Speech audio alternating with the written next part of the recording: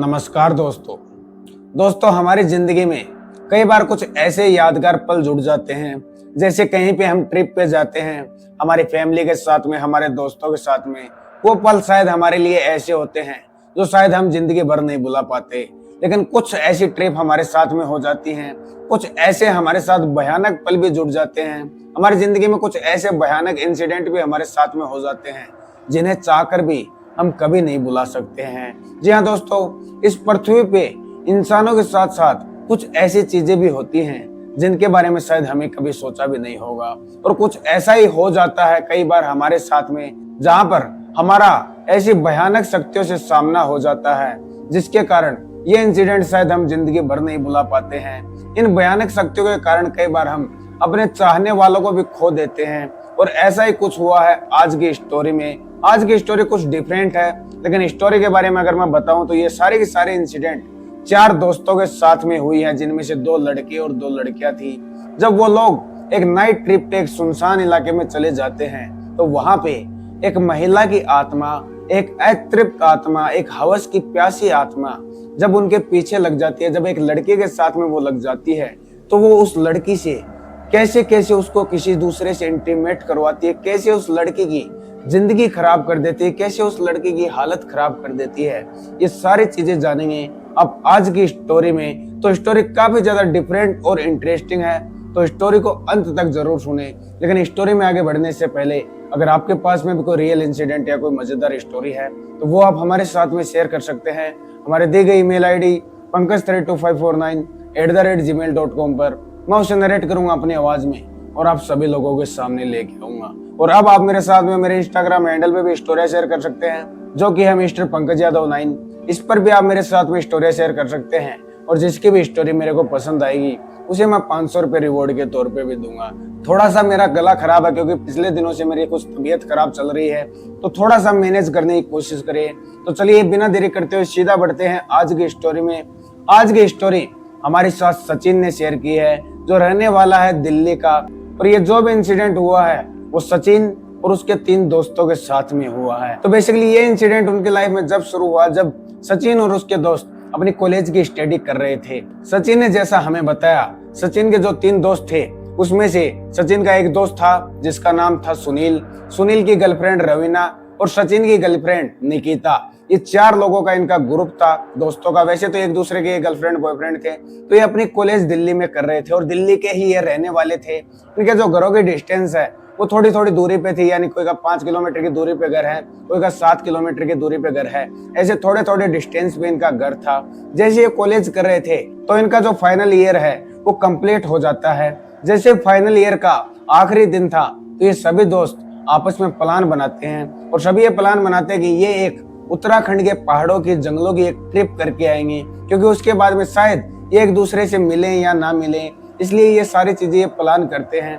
Plan करने के बाद में सभी लोग एग्री कर जाते हैं और 2 दिन के बाद में ही ये दिल्ली से निकल जाते हैं उत्तराखंड की तरफ। ये अपने घर से करीबन शाम के 7-8 बजे के समय पे निकले थे। अपनी खुद की कार लिए लेके गए थे।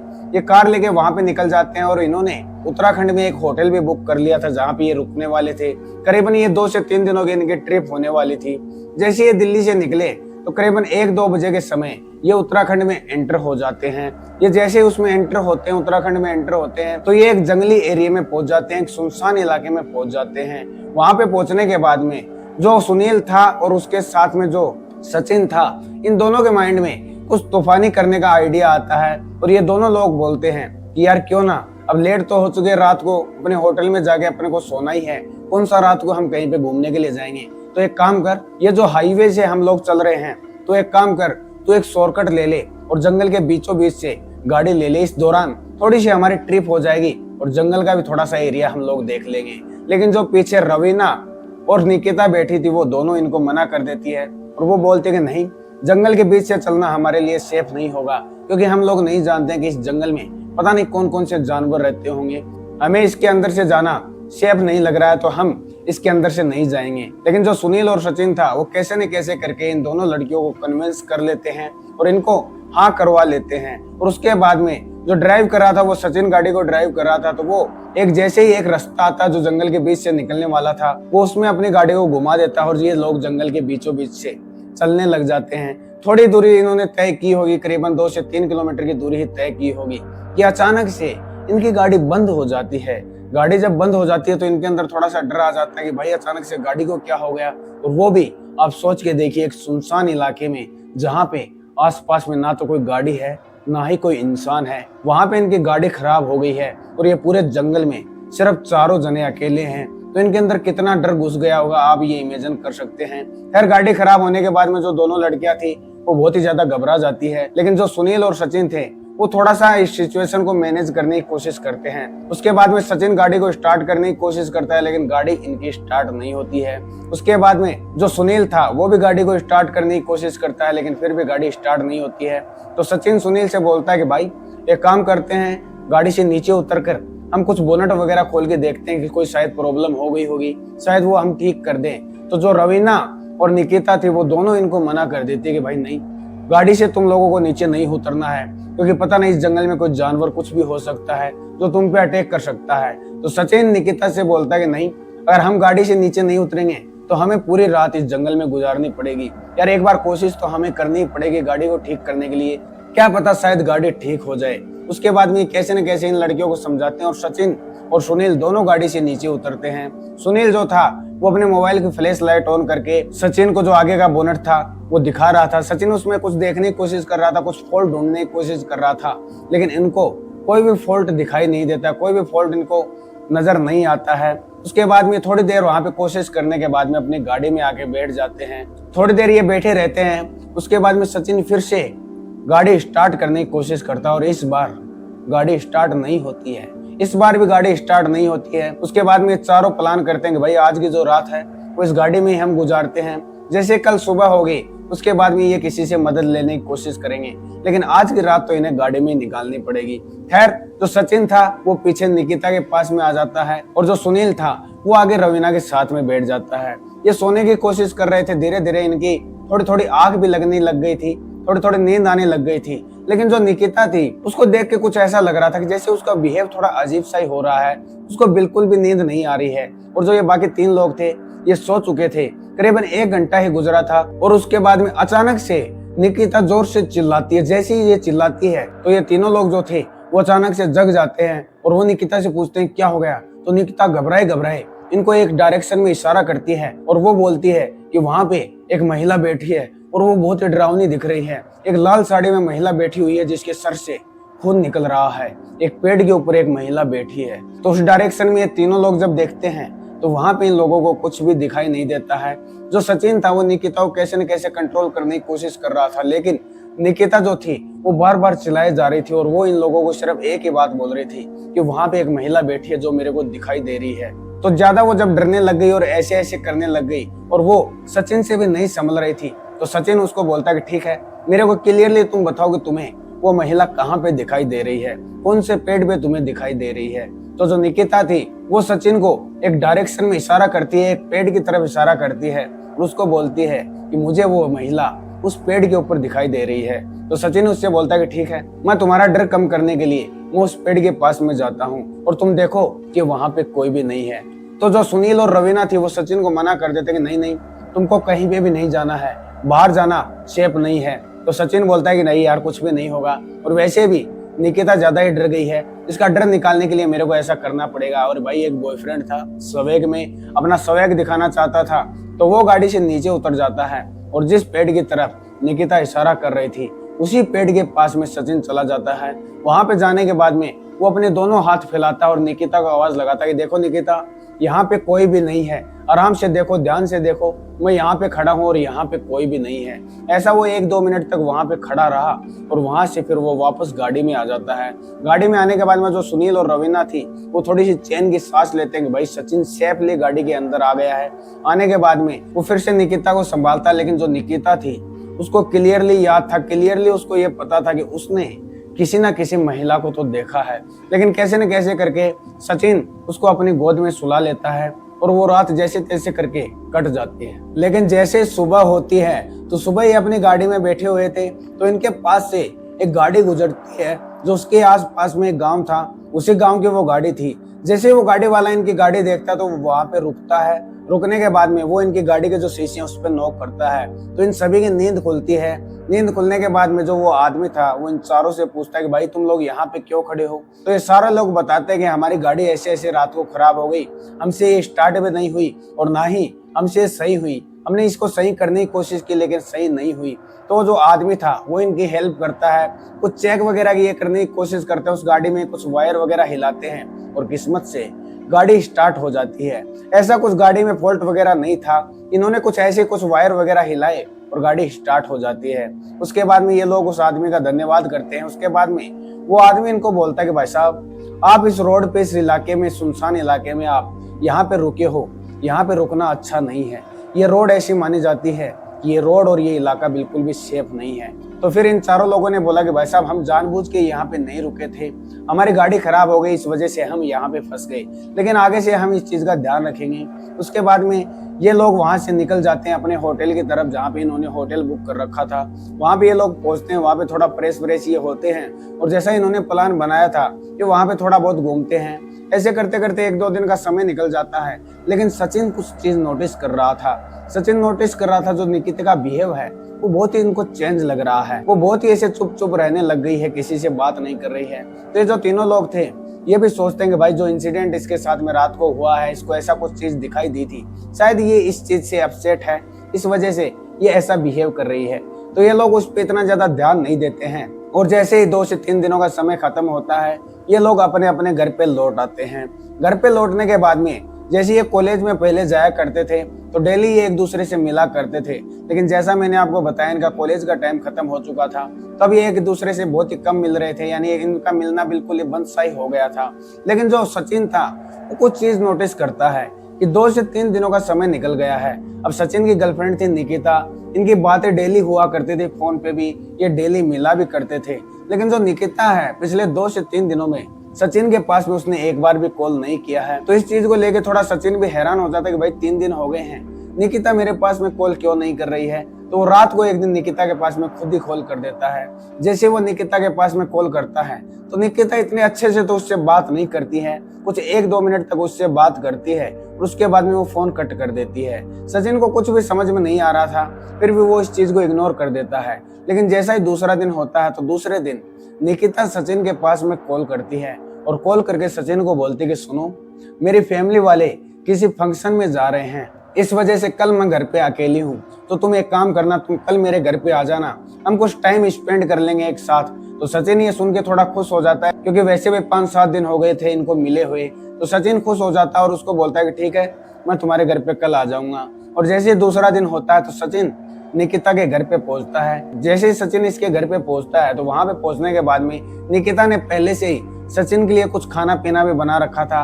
वहां पे ये अपना खाना पीना खाते हैं, कुछ टाइम स्पेंड करते हैं और इनके बीच में रिलेशन भी बनता है, यानी एक दूसरे के साथ में इंटीमेट भी होते हैं। जैसे शाम का समय होता है तो सचिन अपने घर पे जाने वाला था, लेकिन आज सचिन कुछ नोटिस करता है कि जो निकिता है वो सचिन को उसके घर पे जाने नहीं दे रही है, उसको बार बार में फोर्स कर रही है, उसको बार बार रोकने के लिए वहां पे फोर्स कर रही है। और उसके साथ साथ ही सचिन एक चीज और नोटिस करता है कि जो निकिता है वो बार बार उसके साथ इंटीमेट होने के लिए उसको फोर्स कर रही है। उसके बाद में सचिन उसके साथ फिर से इंटीमेट होता है, रिलेशन बनाता है और उसके बाद में जैसे तैसे करके सचिन उसके घर से अपने घर के लिए आता है। निकिता उसको बिल्कुल भी आने नहीं दे रही थी, लेकिन फिर भी वो अपने घर पे आ जाता है। 1-2 दिन का समय और निकलता है कि निकिता फिर से सचिन के पास में कॉल करती है और उसको फिर से बोलती है कि मेरे घर वाले कहीं पे पूजा के लिए 7 दिनों के लिए घर से जा रहे हैं और इन 7 दिनों में मैं घर पे बिल्कुल अकेली हूँ, तो मैं ये चाहती हूँ कि 7 दिनों तक तुम मेरे साथ में रहो। तो सचिन फिर से उसको हाँ कर देता है। उसके अंदर फिर से खुशी आ जाती है कि भाई मेरे गर्लफ्रेंड मेरे को बुला रही है, 7 दिन मेरे को उसके साथ में रहने का मौका मिलेगा। तो सचिन फिर से जैसे दूसरा दिन होता है उसके फैमिली वाले चले जाते हैं तो सचिन फिर से इसके घर पे आ जाता है। वैसे इनकी फैमिली वालों को इनकी दोस्ती के बारे में पता था, लेकिन ये नहीं पता था कि सचिन और निकिता रिलेशन में है, एक दूसरे से प्यार करते हैं। इनकी फैमिली को सिर्फ यही पता था कि निकिता और सचिन एक दूसरे के बेस्ट फ्रेंड हैं, एक दूसरे के क्लोज फ्रेंड हैं। खैर उसके बाद में सचिन इसके घर पे फिर से आ जाता है और ये फिर से एक दूसरे के साथ में टाइम स्पेंड करते हैं। लेकिन सचिन बहुत ही क्लियर तरीके से ये चीज नोटिस कर रहा था जो निकिता है उसके साथ में कुछ ज्यादा ही उसको इंटीमेट होने के लिए फोर्स कर रही है। उसके साथ में वो बार बार इंटीमेट होने के लिए उसको बोलती है और सचिन उसके साथ में इंटीमेट होता भी है। लेकिन एक समय ऐसा आ जाता है जब इंसान इन चीजों से परेशान भी हो जाता है। लेकिन इसके साथ में कुछ ऐसा चल रहा था कि निकिता इसके साथ में एक दिन में 3 से 4 बार 5 बार इंटीमेट इसके साथ में होती थी और ऐसे करते करते 3 से 4 दिनों का समय निकल जाता है। अब जो सचिन था वो इन चीजों से परेशान हो चुका था। अब वो निकिता के साथ में इंटीमेट नहीं होना चाहता था क्योंकि पिछले 4 दिनों से उसके साथ में रेगुलर 3 से 4 बार 5 बार इंटीमेट होता जा रहा था। उसके बाद में वो उसको मना करने के लिए सोच रहा था। जैसे दूसरा दिन होता है, निकिता उसको फिर से कॉल करती है अपने घर पे बुलाने के लिए, लेकिन सचिन उसको मना कर देता है। उसको बोलता है कि नहीं यार, मेरा आज मन नहीं है, मैं नहीं आ पाऊंगा। लेकिन निकिता कैसे न कैसे करके उसको अपने घर पे बुला ही लेती है। जैसे ही सचिन इसके घर पे आता है तो निकिता उसको पकड़ती है और सीधे अपने बेडरूम में ले जाती है। उसके साथ में वो फिर से इंटीमेट होने के लिए उसको बोलती है, लेकिन सचिन उसको साफ साफ बोल देता है कि नहीं, आज मेरा ये सब करने का मन नहीं है, आज मैं ये नहीं कर पाऊंगा, हम लोग कल कर लेंगे, लेकिन आज मेरा मन नहीं है। बस इतना ही सचिन ने बोला था कि निकिता अचानक से सचिन का गला पकड़ लेती है और उसको बोलती है कि मैंने तुमको बोला ना कि मेरे को तुम्हारे साथ में इंटीमेट होना है। ये सारी चीज जब सचिन ने देखी तो सचिन भी वहां पे घबरा जाता है और वो ये समझ जाता है कि निकिता के अंदर कोई ना कोई तो गलत चीज है, इसका जो बिहेव है वो कुछ ठीक नहीं लग रहा है। उसके बाद में सचिन उसको पीछे की तरफ धकेलता है और पीछे की तरफ धकेलते ही निकिता फिर से उसके ऊपर आती है और उसका फिर से गला पकड़ती है और उसको बोलती है कि तुम सिर्फ मेरे हो और मैं तुम्हारे साथ में कुछ भी कर सकती हूँ। ये जब सचिन ने सुना तो सचिन के वहां पे डर के मारे इतनी ज्यादा हालत खराब हो जाती है। वो वहां से कैसे न कैसे उस घर से निकलता है और सीधे अपने घर पे आ जाता है। घर पे आने के बाद में वो ये सारी चीजें सोच रहा था, एक एक चीज, एक एक डॉट वो जोड़ने की कोशिश कर रहा था कि कैसे निकिता ऐसा बिहेव कर रही है। और उसके बाद में वो दिमाग लगाता है, वो सोचता है कि जो चीज निकिता जंगल में बोल रही थी, वहां पे उस सुनसान इलाके में बोल रही थी, वो झूठ नहीं बोल रही थी। उसको सच में वहां पे कुछ ना कुछ तो दिखाई दिया है, जिसके बाद में उसका ऐसा बिहेव हो गया है। कर उसके बाद में ये सारी चीजें वो अपने दोस्तों को यानी सुनील और रवीना को भी बताता है। तो सुनील और रवीना भी उसको बोलते कि हाँ, पिछले दिनों में हमें निकिता का बिहेव ठीक नहीं लग रहा है और जब भी हम उससे बात करते हैं, जब भी उसको कॉल करते हैं, तो पहली बात तो वो कॉल पिक नहीं करती है। अगर वो कॉल पिक भी कर लेती है तो वो कुछ ढंग से बात नहीं करती है, वो जल्दी कॉल कट कर देती है। ये सारी चीजें करते करते 1-2 दिनों का समय निकल जाता है। उसके बाद में एक दिन जो निकिता के फैमिली वाले, जो निकिता की मम्मी है, वो सचिन के पास में कॉल करती है और सचिन को वो बताती कि बेटा, निकिता के पिछले 2-3 दिनों से मुझे कुछ तबीयत ठीक नहीं लग रही है, उसका शरीर थोड़ा वीक होते जा रहा है और वो अजीब सी हरकतें कर रही हैं। वो हमसे बातें भी नहीं करती। हम जब उससे बातें करने की कोशिश करते हैं तो वो हमसे बिल्कुल भी बात नहीं करती है और वो अपने रूम में पूरे दिन सोई रहती है। और जैसे रात होती है तो वो अपने रूम में अपने शीशे के सामने जाके बैठ जाती है और वहां पे एक लाल साड़ी पहन के वो अपना मेकअप वगैरह करने लग जाती है। ये सारी चीजें हमें बहुत ही ज्यादा अजीब लग रही हैं। तो ये सारी चीजें निकिता की मम्मी सचिन को क्यों बता रही थी? क्योंकि निकिता की फैमिली वालों को पता था जो निकिता और सचिन का रिश्ता है वो एक बहुत ही क्लोज फ्रेंड का रिश्ता है। इन दोनों के बीच में जो भी चीजें हैं वो एक दूसरे से शेयर करते हैं। तो निकिता की मम्मी ने इसीलिए सचिन के पास में कॉल किया था कि शायद सचिन को कुछ पता हो इन चीजों के बारे में। तो सचिन ये सारी चीजें अपने दोस्तों के साथ में डिस्कस करता है और जैसे दूसरा दिन होता है तो सचिन, सुनील और रवीना तीनों लोग इनके घर पे आते हैं और घर पे आने के बाद में ये निकिता की मम्मी को सारी चीजें बताते हैं कि कैसे ये एक ट्रिप पे गए थे, कैसे ये लोग एक सुनसान इलाके में फंस गए थे जहाँ पे इनकी गाड़ी खराब हो गई थी और वहां पे कुछ ऐसी चीजें निकिता को नजर आई और उसके बाद में शायद निकिता ऐसा बिहेव कर रही है। तो ये चीज जब निकिता की मम्मी ने सुनी तो एक बार के लिए तो निकिता की मम्मी भी थोड़ा सा गुस्से में हो जाती है। वो भी इन लोगों को डांटती है कि तुम लोग इतने समझदार होते हुए भी ऐसे काम करते हो, तुम्हें पता है ऐसी जगहों पे जाना कितना खतरनाक हो सकता है। लेकिन जो भी था, इसके बाद में जो सुनील था वो इनको बोलता कि आंटी, हमारे एक फैमिली पंडित जी है जिनके पास में हमें निकिता को लेके चलना चाहिए। तो ऐसा ही ये सारे लोग करते हैं कि वहां पे अपनी गाड़ी में सभी लोग बैठते हैं और ये लोग निकिता को भी गाड़ी में बैठाते हैं। जैसे ही अपनी गाड़ी स्टार्ट करके वहां से चलने लगते हैं, निकिता अचानक से आउट ऑफ कंट्रोल हो जाती है और वो बोलती है कि मेरे को नहीं जाना तुम लोगों के साथ में, मेरे को घर पे रहना है। लेकिन ये कैसे न कैसे उसको कंट्रोल करके सीधा पहुंचते हैं उन्हीं पंडित जी के पास में। वो जो पंडित जी थे उनका एक डेरा बना हुआ था। डेरा आप लोग समझ रहे होंगे, एक डेरा टाइप होता है, जैसे एक खुले इलाके में उन्होंने जो भी है वहां पे अपना जो हवन वगैरह का सेटअप बना के रखते हैं, वहां पे उनके चेले वगैरह रहते हैं। ऐसा वहां उनका एक डेरा था। जैसे ये लोग वहां पे पहुंचते हैं, वहां पे जाते ही जो सुनील है वो उन पंडित जी को सारी चीजें बताता है। तो निकिता की मम्मी है वो भी उनको सारी चीजें बताती है कि कैसे निकिता ऐसा बिहेव कर रही है। उसके बाद में जो पंडित जी हैं वो निकिता का हाथ देखते हैं, थोड़ी देर उसका हाथ वो देखते हैं। हाथ देखने के बाद में पंडित जी इन तीनों की तरफ देखते हैं और देखने के बाद में वो अपनी आंखें बंद कर लेते हैं और वो अपने ध्यान में चले जाते हैं। करीबन 5 से 6 मिनट ध्यान में जाने के बाद में पंडित जी अपनी आंखें खोलते हैं और आंखें खोलने के बाद में वो इनको बताते हैं कि इस लड़के के पीछे एक चुड़ैल की आत्मा लग चुकी है। ये चीज जब पंडित जी ने बोली तो ये सभी लोग बहुत ही ज्यादा शौक हो जाते हैं। ऐसा नहीं है कि ये लोग इन चीजों को माना नहीं करते थे, वैसे तो ये पढ़े लिखे थे और दिल्ली शहर में भी रहा करते थे, लेकिन ये लोग ये सारी चीजें समझा करते थे कि इंसानों के साथ साथ ही इस दुनिया में ऐसी बहुत सारी चीजें होती हैं। अगर इस दुनिया में भगवान है तो ऐसी नेगेटिव चीज भी इस दुनिया में होती है, इसलिए ये लोग थोड़ा सा इन चीजों पे विश्वास भी किया करते थे। खैर वो पंडित जी इनको जब ये सारी चीजें बताते हैं उसके बाद में पंडित जी एक जल लेते हैं अपना, उनके पास में एक गिलास में जल लेते हैं और उस जल के जो छींटे हैं वो जैसे निकिता को ऊपर डालते हैं तो निकिता अचानक से वहां पे पोजेस हो जाती है। उसके अंदर उस महिला की उस चुड़ैल की एंटिटी आ जाती है और वो चुड़ैल की एंटिटी निकिता के मुंह से बोलती है कि पंडित अपनी हद में रह, मेरे से टकराने की कोशिश मत कर, नहीं तो मैं तेरे को मार दूंगी। ये चीज जब वो चुड़ैल बोलती है यानी वो निकिता बोलती है तो वो पंडित जी वहां पे उस पर कुछ जल के छींटे डालते हैं और वो पंडित जी बोलते हैं कि बता कौन है तू। लेकिन जो निकिता है वो कुछ भी नहीं बोलती है, वो सिर्फ एक डरावनी सी नजर से, एक गुस्से की नजर से उस पंडित की तरफ देखती रहती है। उसके बाद में फिर से वो पंडित जी बोलते हैं कि बता कौन है तू। उसके बाद में जब निकिता बोलती है कुछ अलग ही आवाज में बोलती है, जैसे निकिता की वो आवाज ही नहीं है, एक डरावनी सी आवाज उसके अंदर से आती है और फिर वो बताती है कि मेरा नाम मोहिनी है। उसके बाद में वो पंडित जी बोलते हैं कि इस लड़की को तू क्यों परेशान कर रही है और इसके ऊपर तू क्यों आ गई है। तो वो बोलती है कि मैं इसके पास में नहीं बल्कि ये लोग मेरे पास में आए थे। और फिर वो निकिता सचिन की तरफ देख के बोलती है कि ये लड़का मेरे को पसंद आ गया है और मैं इसके साथ में हमेशा रहूंगी, ये सिर्फ मेरा है और मैं इसकी हूँ। उसके बाद में वो पंडित जी बोलते हैं कि तू सही सही बता कि तू कौन है और इस लड़की के पीछे तू क्यों पड़ी है और तू क्या चाहती है। तो उसके बाद में निकिता के मुंह से आवाज आती है कि मेरा नाम मोहिनी है, मैं जब जिंदा थी तब मेरा एक बॉयफ्रेंड था जिससे मैं बहुत ही ज्यादा प्यार किया करती थी, जिसका नाम रवि था।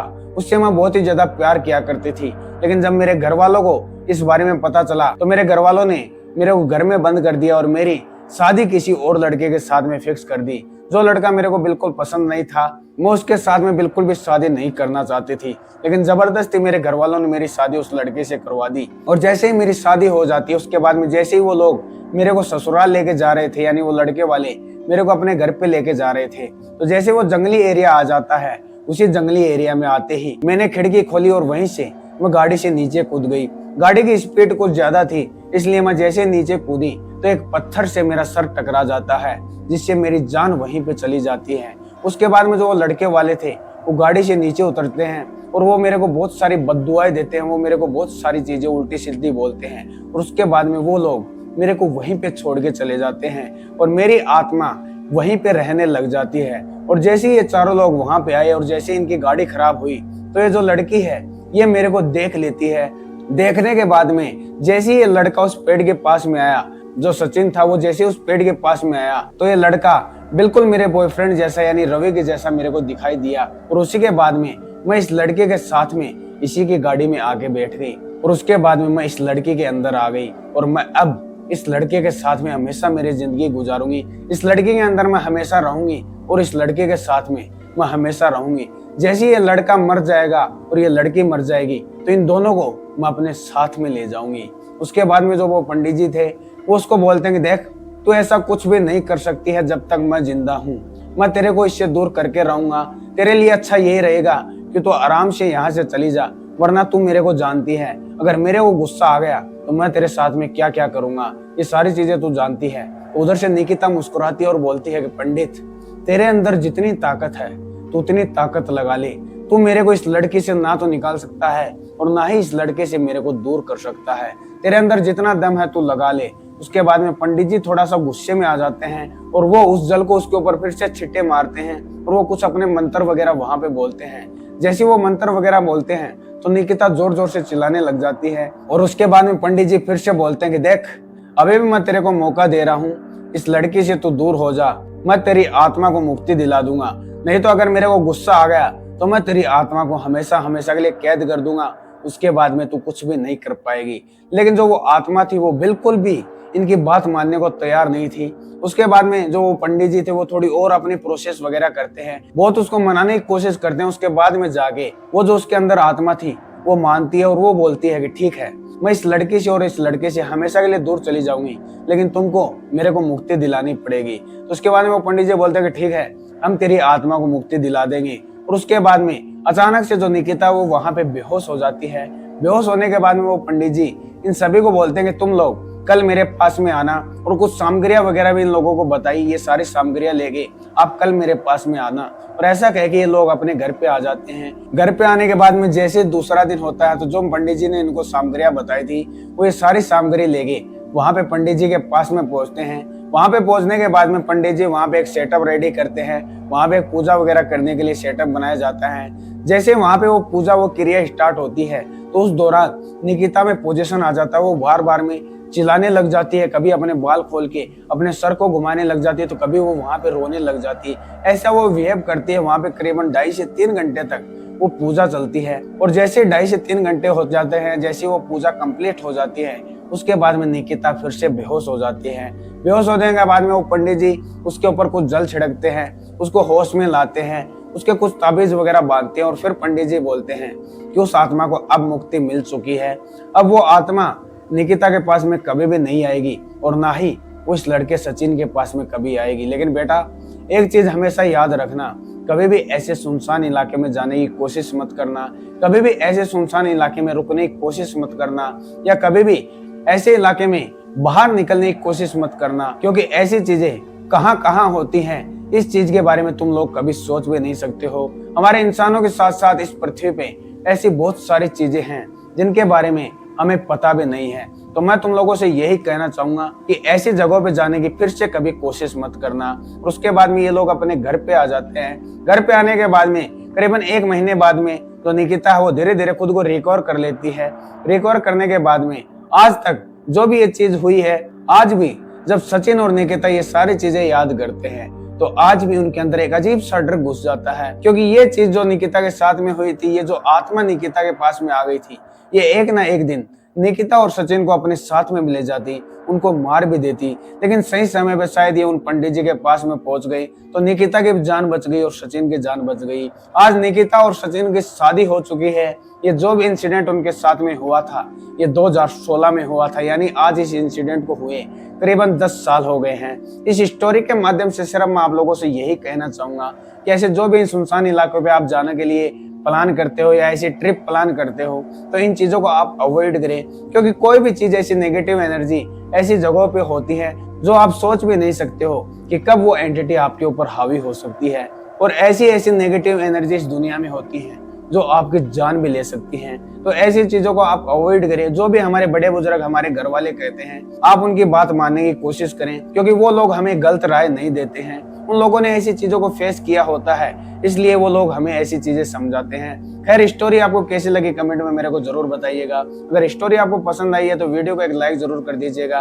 और अगर ऐसी स्टोरी आपको सुनना पसंद है तो चैनल को सब्सक्राइब जरूर कर दीजिएगा, क्योंकि सब्सक्राइब करने से आपको फायदा ये होगा जब भी मैं कोई नई वीडियो या नई स्टोरी अपलोड करूंगा उसका नोटिफिकेशन आपके पास में तुरंत पहुंच जाएगा। और वीडियो को हाइप करना ना भूलें, क्योंकि हाइप करने से मेरा जो वीडियो है वो बहुत सारे लोग देखते हैं और मेरे को भी एक मोटिवेशन मिलता है, जिससे मैं आपके लिए नई नई स्टोरियां लाता रहूंगा। और एक चीज मैं आपको और बता दूं, जो भी स्टोरियां मेरे पास में आती हैं इनको सिर्फ मैं आपके एंटरटेनमेंट और आपको सीख देने के लिए नरेट करता हूँ। ऐसी चीज दुनिया में होती है या नहीं होती है, इन चीजों में मैं बिल्कुल भी दावा नहीं करता हूँ। थोड़ा सा गला खराब चल रहा है तबीयत के खराब होने की वजह से, इसलिए आप लोगों ने पूरी स्टोरी सुनी, इसके लिए आपका बहुत बहुत धन्यवाद। तो चलिए मिलते हैं अगली स्टोरी में। धन्यवाद।